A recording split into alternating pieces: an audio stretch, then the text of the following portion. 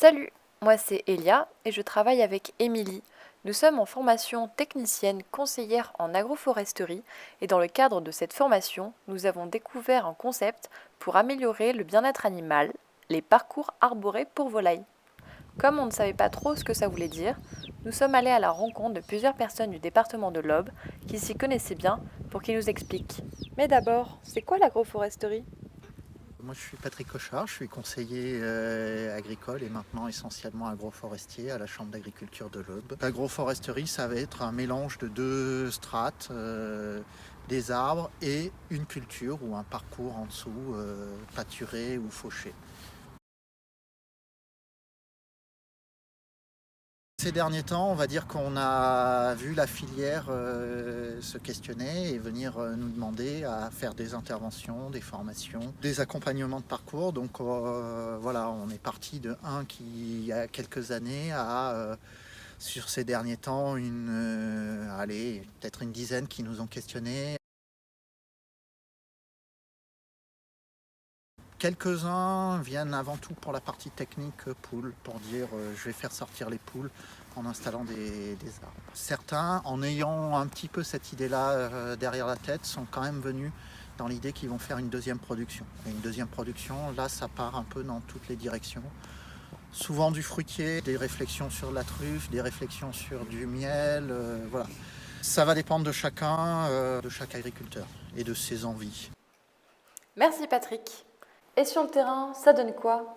Pour y répondre, direction Ortillon, Union Ville éclairée, sur 3 parcours bien spécifiques. Donc Fabien Leduy à Ortillon, installé en élevage de poules pondeuses depuis 2011, sur un bâtiment qui au départ faisait 18 000 poules plein air et qui maintenant fait 10 800 poules bio. On a recherché depuis le début pour planter le parcours et on vient de franchir le pas cette année sur la plantation du parcours pour amener du confort aux volailles. Donc, je suis éleveuse, paysanne éleveuse avec mon conjoint sur une ferme de 90 hectares. On fait des volailles de chair, des céréales, donc en grande culture, des bovins et des petits fruits, des baies de Saskatoon. Voilà, et tout en bio depuis 2010. On produit 4500 volailles de chair tous les ans. La production animale part en vente directe. On est sur la ferme de Courcelles à Clairet. Mon mari Louis Semmer-Delaunay est installé depuis 3 ans sur l'exploitation familiale. On y consacre 1 hectare en maraîchage bio et 2 hectares sont consacrés pour le parcours des volailles. On a 249 poules sur un bâtiment mobile de 60 mètres carrés. Un poulailler mobile, il se met sur roue, on le tracte avec le tracteur et tous les 18 mois on renouvelle notre cheptel de poules, donc on bouge le poulailler pour nous permettre d'avoir la régénération de l'herbe et éviter tout parasite dans le poulailler. Que les poules aient un espace enherbé un maximum pour favoriser leur bien-être et une bonne ponte.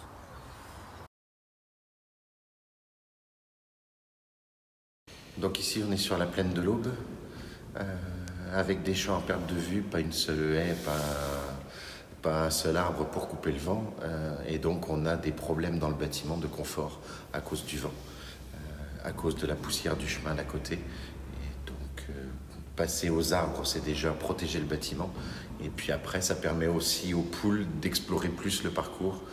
Donc en deuxième objectif, il y a l'utilisation optimum du parcours. Pourquoi planter des arbres et pas laisser le parcours vide? Une poule, c'est un animal qui vit dans la steppe, dans des steppes arbustives à l'origine. Et donc elle se méfie de tous ces prédateurs qui viennent essentiellement d'en haut. Donc elle a besoin de se sentir protégée par un arbre. Les grands espaces dégagés lui amènent un stress et un inconfort, et donc elle préfère rester à l'abri dans le bâtiment que de sortir. Tandis que sur un parcours arboré, elle va avoir des points de fixation abrités pour elle, où elle se sentira en sécurité, et donc elle l'explorera petit à petit le parcours. On a mis en place un parcours d'agroforesterie sur le parcours des volailles parce qu'on est attaqué par des buses, enfin les poules sont attaquées par des buses déviantes. On perd une poule par jour en période de reproduction et de nidation des buses. Donc il fallait absolument qu'on trouve un autre système et ainsi favoriser le bien-être de nos poules. On permet aux poules de se cacher sous les arbres. On y mêlera des petits arbustes pour qu'elles puissent encore plus se cacher. De plus, le fait de planter des arbres fruitiers pour le coup nous permettra d'élargir notre gamme de produits liés à notre production maraîchère.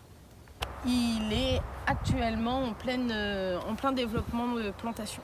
C'est une viande où les animaux sortent dehors aussi, est plus riche en vitamine D, parce que les animaux sont exposés au soleil, donc est meilleur pour la santé. L'objectif de plantation, c'était le bien-être des volailles, donc qu'elles puissent consommer une diversité d'aliments. Les arbres aussi permettent de leur faire de l'ombre, de protéger du vent.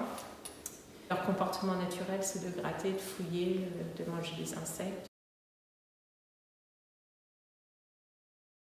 On a planté des baies de Saskatoon, des arbustes en ligne. Et au début, on ne mettait pas les volailles dans cette plantation. Et au bout d'un moment, on n'avait plus assez de parc en fait, pour toutes nos volailles produites. Du coup, on a essayé de mettre les volailles dans cette plantation d'arbustes en ligne. Et on s'est aperçu que les volailles appréciaient bien et sortaient très très bien.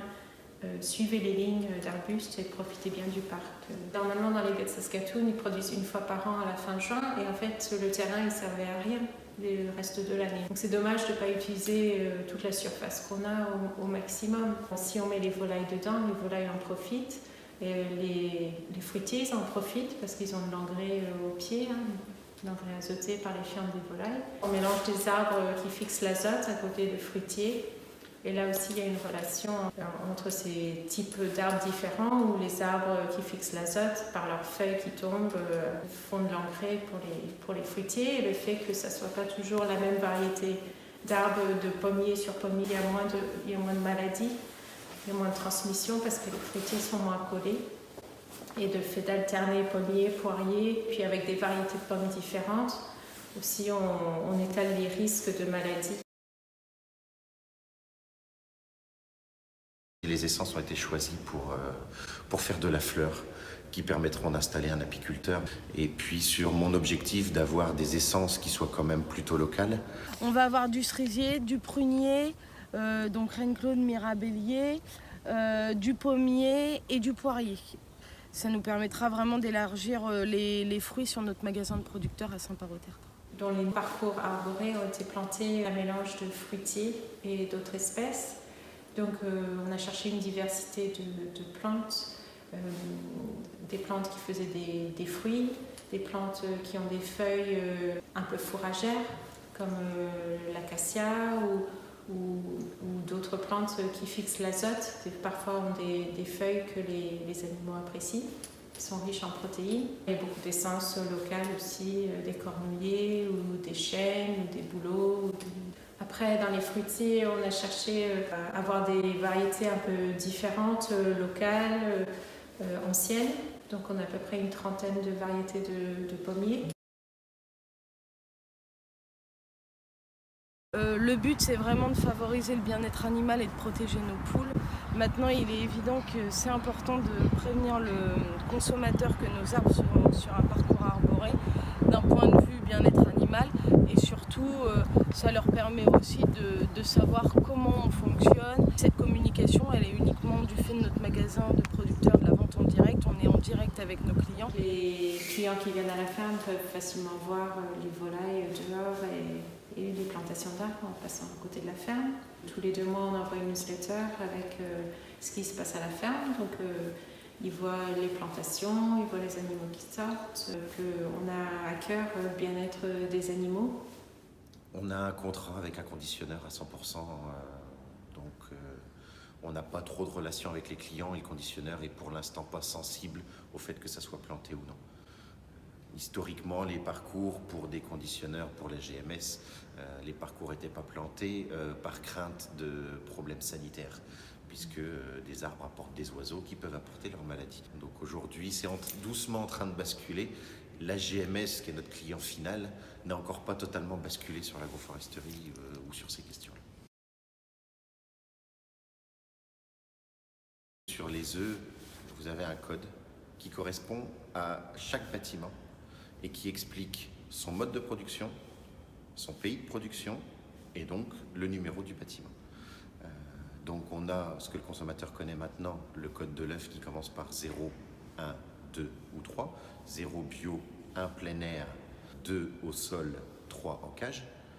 Donc bio, c'est des poules nourries avec de l'aliment bio qui sont élevées dans un bâtiment avec un parcours. Plein air, c'est la même chose sauf que l'aliment n'est pas bio. Au sol, c'est des poules qui sont entièrement libres dans le bâtiment sans aucun parcours. En cage, son nom l'indique, c'est des poules élevées en cage. Par contre, il n'y a pas de différence intrinsèque dans les catégories entre montré, parcours arboré, non arboré. Le consommateur aujourd'hui ne peut pas identifier ça tout le temps. Aujourd'hui, on a quelques marques distributeurs, il faut regarder sur vos boîtes. Ils peuvent préciser parcours arboré ou agroforesterie. Ça commence à se voir. L'agroforesterie, le parcours arboré n'est pas une norme de production aujourd'hui. On a un critère de qualité.